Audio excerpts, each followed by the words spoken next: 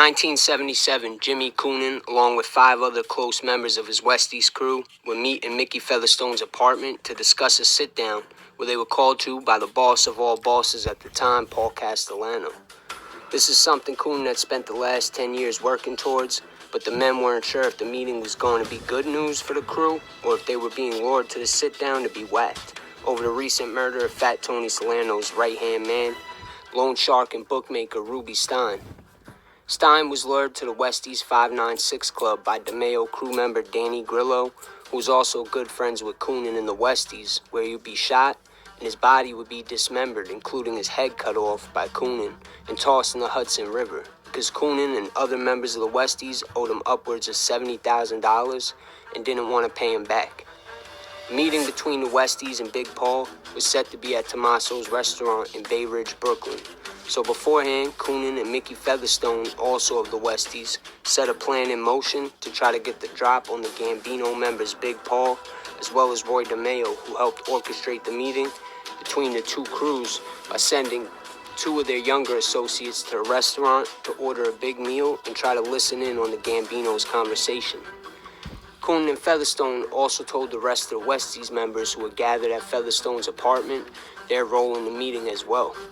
According to the book, The Westies, Coonan was quoted, "Me and Mickey gonna go to the restaurant, just like we supposed to.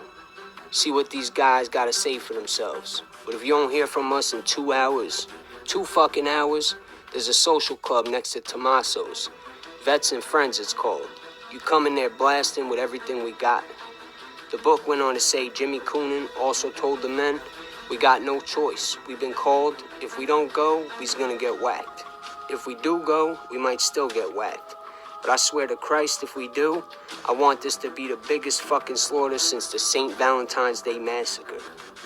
As then said, Coonan bought out a laundry bag containing an arsenal of weapons, including 25s, 32s, 38s, 45s with silencers, a 9mm machine gun, grenades, 2 Japanese machetes, ski masks, walkie-talkies, bulletproof vests, and handcuffs.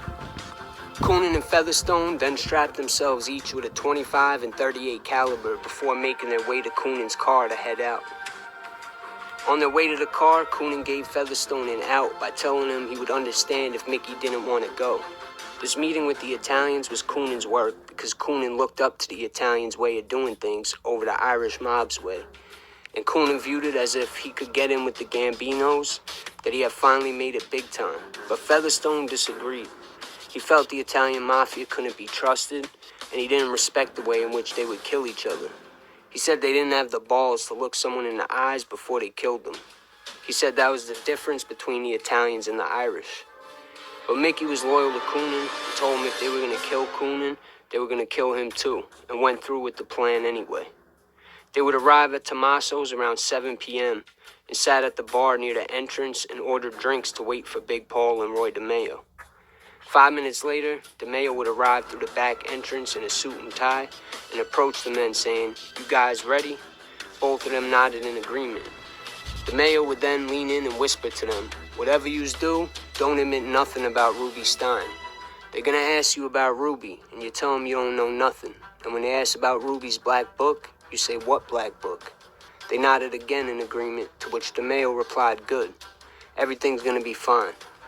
DeMeo would then lead them towards the back of the restaurant to a room past the restrooms, and upon entering, they would see a huge horseshoe-shaped table, and seated at the table would be some of La Cosa Nostra's most powerful leaders at the time, including Carmine Lombardozzi of the Gambino family, Consigliere Joanne Gallo, underboss Neil Della Croce, Nino Gaggi, another Gambino underboss, and a representative from the Genovese family on behalf of Fat Tony Salerno was a man named Funzi Thierry.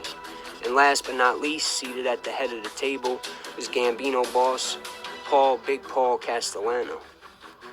Coonan would then hand Big Paul a box of Cuban cigars as a gesture of good faith. Said Castellano smiled at Coonan and passed the cigar box around for the rest of the men to look at. And then Featherstone and Coonan would be formally introduced to all the men that were present. After the Irish gangsters took their seats, food started coming in as the men all had small talk, but when Fat Tony's representative, Funzy Thierry, whispered something in Big Paul's ear, he cleared his throat to get the attention of the room and started addressing Coonan. Jimmy, he said, and then paused and asked Coonan if he minded if he called him Jimmy, to which Coonan replied, of course not. Big Paul went on to explain why Ruby Stein's death was such a big issue to the family, and then straight out asked Coonan if him or any of his people had anything to do with the murder of their good friend. Coonan replied by telling Castellano, no, we didn't have nothing to do with that. Castellano then asked Coonan if he was sure, and Jimmy responded by saying, yes, sir, without a doubt. Then Castellano asked Coonan about Ruby Stein's black book, and Coonan told him he didn't know what they were talking about. Big Paul then told him the book was worth millions of dollars of Shylock loans in it, and that the men there needed it. Coonan told Paul he wished he could help, but he knew nothing about any of it.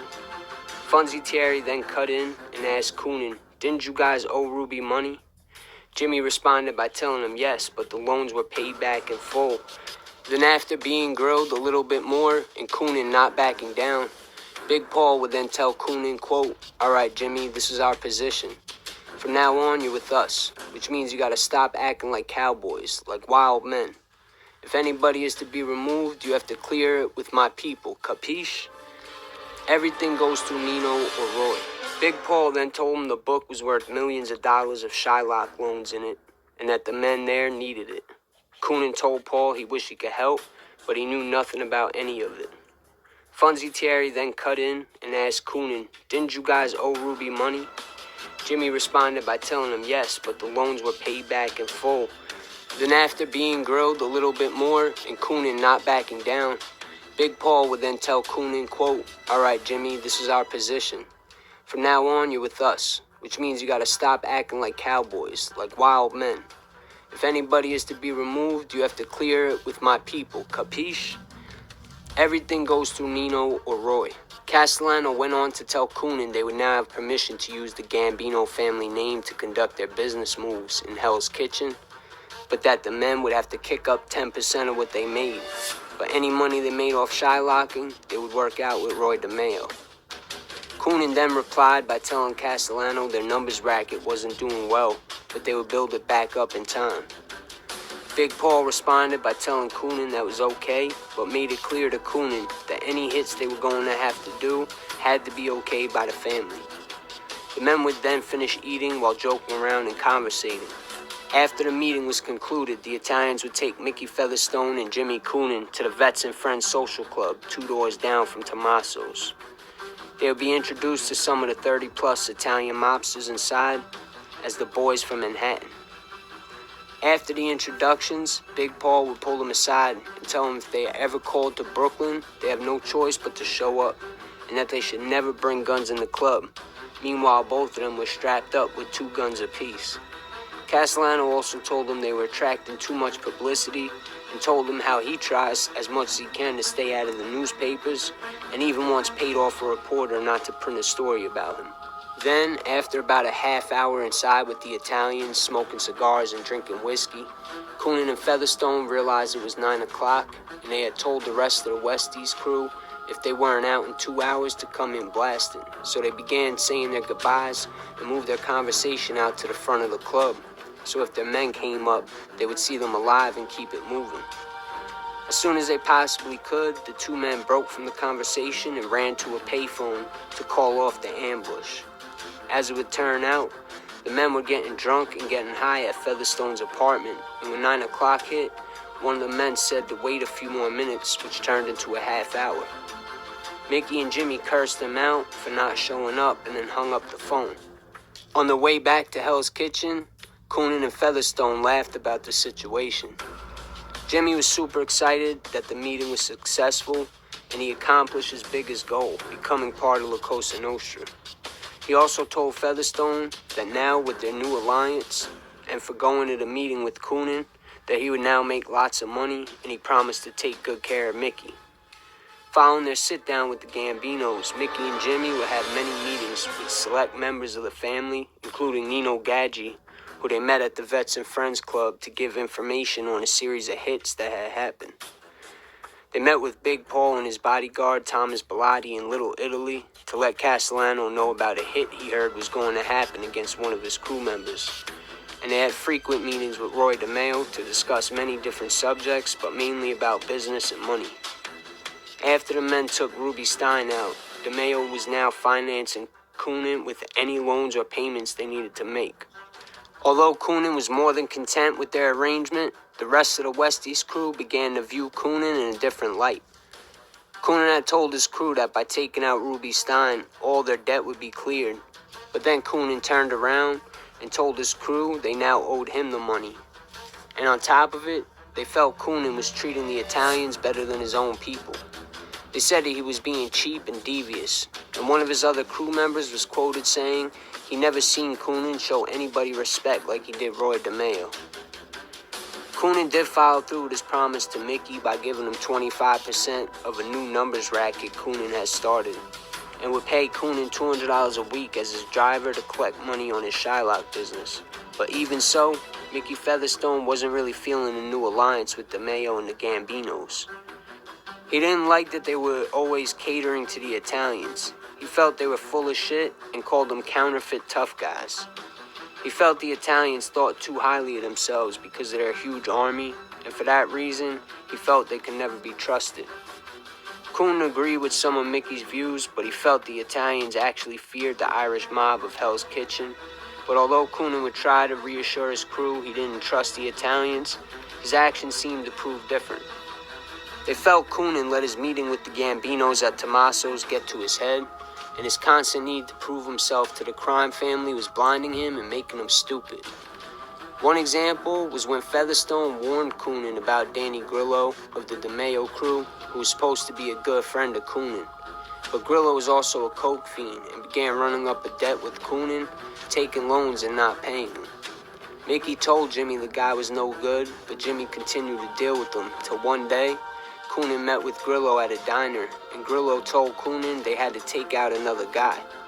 He drove Coonan to a parking garage and gave Coonan a brown paper bag with a silenced pistol inside and told him to wait in the corner and wait for a car with Florida plates and then start shooting. Jimmy was suspicious, so he peeked out a small window in the garage and seen a car with Florida plates full of Grillo's friends. Jimmy immediately took the clip out of the gun and realized there was no bullets in it. Coonan, realizing he was being set up, snuck out of the garage and caught a cab back to Manhattan. Coonan, Featherstone, and the Westies made multiple attempts on whacking Grillo, but could never get the job done. They had talked about trying to get the hit authorized by the Gambinos, but decided they couldn't trust him, being that Grillo was so close to DeMeo. But one day they were called to the Skyline Motor Inn on 10th Avenue to meet Roy DeMeo, where DeMeo, oblivious to Coonan's beef with Grillo, told Coonan he needed to take Grillo out for being a lowlife and a punk. Grillo had stole $100,000 from a safety deposit box belonging to the Canarsie crew, and Grillo gambled all the money away. DeMeo told them after they killed Grillo and disappeared his body that they were to drive his car to the Brooklyn Bridge and leave the door open to make it appear Grillo was depressed and committed suicide. Coonan then confided in DeMeo about the issues Coonan was also having with Grillo, and DeMeo responded telling Coonan, "You should have told me. I would have chopped him in pieces instead of cutting him in half." After the Westies and Gambino alliance, investigators started hearing on the street that the Westies were connected with Castellano, but with all their surveillance, they could never place Coonan or Featherstone with Big Paul or Roy DeMeo, and began getting frustrated. So Detective Sergeant Joe Coffey of the Homicide Task Force sent word out that he wanted to meet with Big Paul and ask him directly. Castellano got the message and set the meeting for 7 o'clock at Tommaso's. Castellano arrived with 8 crew members who waited with Coffey's partner while Castellano and Coffey sat to eat. Coffey asked Castellano if he was working with the 2 Irish kids from Manhattan, and Castellano admitted to meeting with them, but told the cop they were good kids and denied any connection from Cosa Nostra to the Westies. Needless to say, the Westies' connection to the most powerful crime family in the country at the time legitimized the Westies crew and solidified them in the community. The The west side of Manhattan was now known to be run by Coonan and the Westies, which was mostly referred to as the West Side Irish Mob. They now had the respect and the power Coonan was aiming for, and any bad blood that was left behind following the hit on former Westies boss Mickey Spillanne was now absolved. Spillanne was shot 5 times in the head by 2 different revolvers outside of his Woodside, Queens apartment by Roy DeMeo as a favor to Jimmy Coonan, and also to help him progress in the Gambino family under Paul Castellano, who was having issues with Spillanne over the building of the Javits Center, being built in Spillanne's West Side territory. Spillanne was making a fortune off of his West Side rackets and refused to give the Italians a piece of the action. During Spillanne's reign as boss, the Genovese crime family was pressuring Spillanne for a piece of the pie, but when Spillanne refused, the Genovese hired a rogue Irish hitman, Joseph Mad Dog Sullivan, to take out 3 of Spillanne's chief lieutenants, and because of the increasing threats Spillanne was getting from the Italians, he decided to take his family out of Hell's Kitchen and relocate them to an apartment building in Woodside, Queens. A fun fact, Spillanne was friends with my grandfather's brother and developed a relationship with my grandfather, who grew up on 8th Avenue in Hell's Kitchen as well. Both my grandfather and his brother worked for Spillanne at the shipping docks in Hell's Kitchen, and my grandfather, grandmother, my mother, and her brothers lived at the same apartments in Woodside, Queens, where Spillanne was shot to death. And Spillanne got the idea to move to these apartments for my grandfather. But as told by my mother, my grandmother didn't like all the gangsters always in and out of the apartments for Spillanne, and made my grandfather move out not long before Spillanne was killed. Now back to the story. As Coonan continued to hang around the Italians, he started to mimic their ways, dressing and acting like them, and this didn't sit well with the rest of the crew. They gradually began to grow more distaste for Coonan, including Featherstone, who felt Coonan's head was getting too big. Coonan began recklessly whacking people, not considering the effects it would have on his crew, driving them further away from him. Also, as part of the DeMeo recruiting the Westies to the Gambinos and taking out Spillanne, he was then promoted by Big Paul Castellano, who made DeMeo a made man and let him run his own crew. The DeMeo crew is responsible for up to 250 murders. Some say they averaged a body a week, and they were considered the most savage crew since the Murder Inc. hit squad. DeMeo developed a liking to Coonan early on because of his willingness to get his hands dirty and similar style when it came to murdering and dismembering bodies. By the 1980s, Coonan and Featherstone were both in prison, and while Coonan was still being paid for his rackets and kicking up 10% to the Gambinos, Mickey wasn't making a dollar. After they were both released a few years later, the dynamic between Mickey and Jimmy changed. While Coonan began spending most of his time with the Italians, Mickey and the other Westies guys began talking about whacking Coonan, but never followed through. Not long after, DeMeo was busted for his international luxury car theft ring, which got boss Paul Castellano indicted as well. Castellano, not knowing if DeMeo would flip, decided DeMeo had to go. The murder contract would be passed around before his own crew finally took the contract and took DeMeo out. With DeMeo gone, another Gambino member was appointed DeMeo's position as a contact to the Westies, but Coonan wasn't a fan of Dan Marino. By the mid-80s, Jimmy's crew were actively plotting his murder with plans for Mickey to step up in his place, but Coonan was able to sweet-talk his guys and get them back on his side.